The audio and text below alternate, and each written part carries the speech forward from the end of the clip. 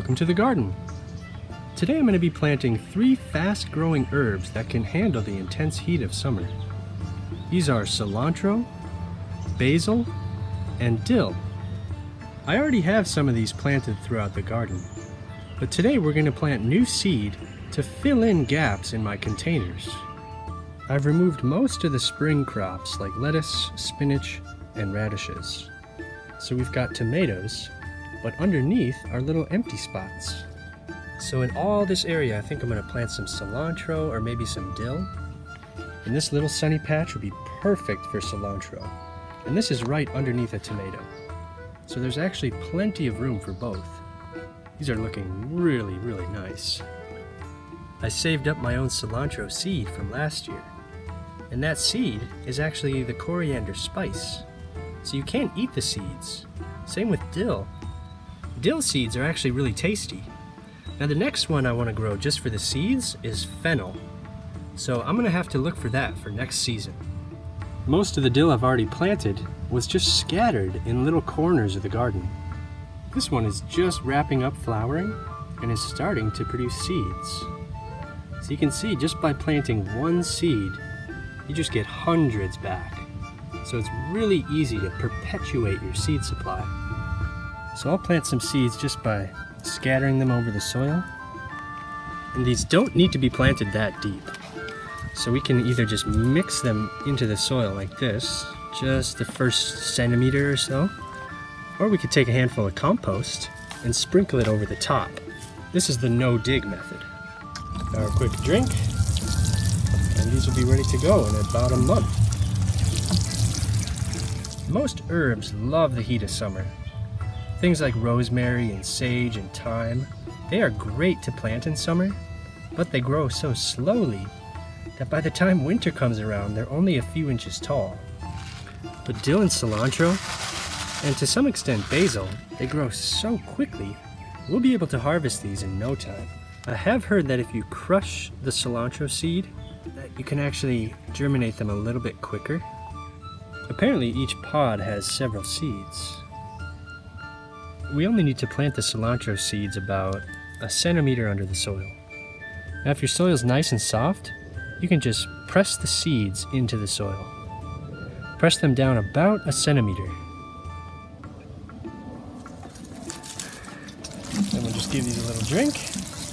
And anything under a tomato, I like to mulch with shredded dried leaves.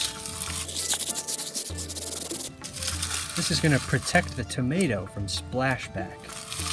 That way the soil doesn't get underneath the leaves and spread blight. But because they're shredded, it's going to allow those seeds to germinate and poke through really quickly. This cilantro plant is the tallest I've ever grown.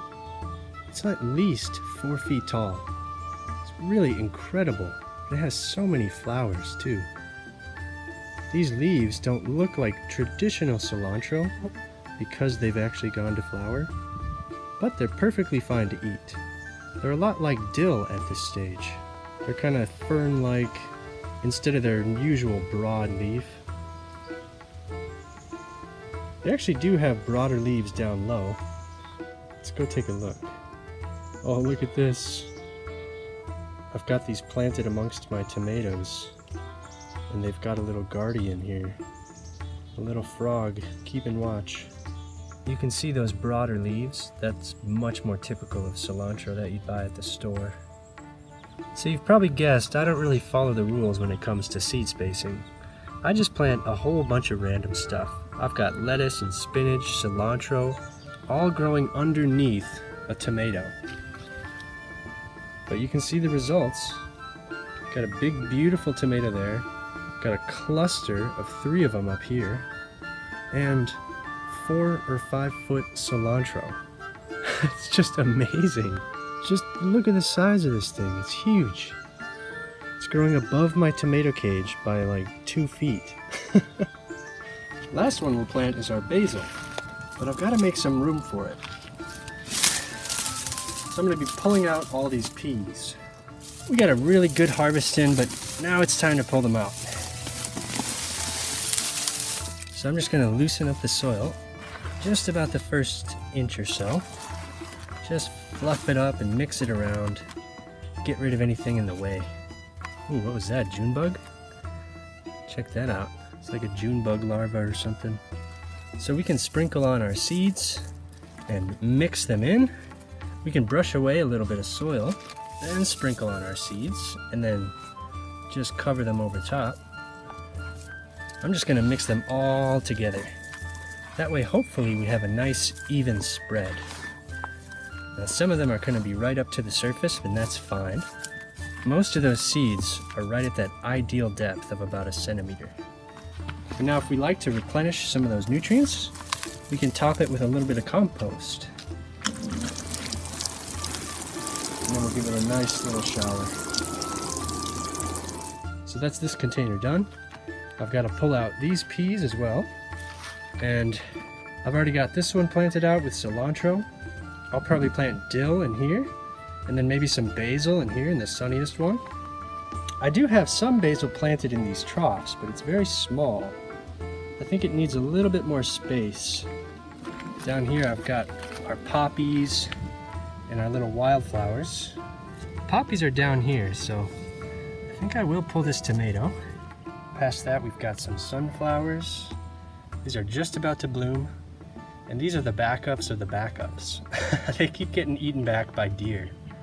Then past that, got some weeds I need to pull, but also some dill. And that dill's flowering. It looks like there's actually a dandelion in it. That's really cool. So I'm starting to plant these kind of nooks and crannies with all sorts of plants. Not just herbs, but also tomatoes. I'm just kind of experimenting. Every year I try some new stuff. So this tomato is actually not in the pot. It's growing on the outside. So this is planted directly in the soil. So that's an experiment I'm doing all over the garden. I have a lot of these tomatoes planted in little nooks. Some of them are looking excellent, and some of them are struggling a little bit. I also have peppers all over the place. We're starting to get some pepper flowers, which is excellent. These got eaten back, and you can even see one of those stems just chewed down. But they've recovered quite well, and we should get a harvest in the next month. So if you're looking to fill a few empty spots in the garden, consider planting cilantro, dill, and basil. Thank you all so much for watching, and we'll see you next time.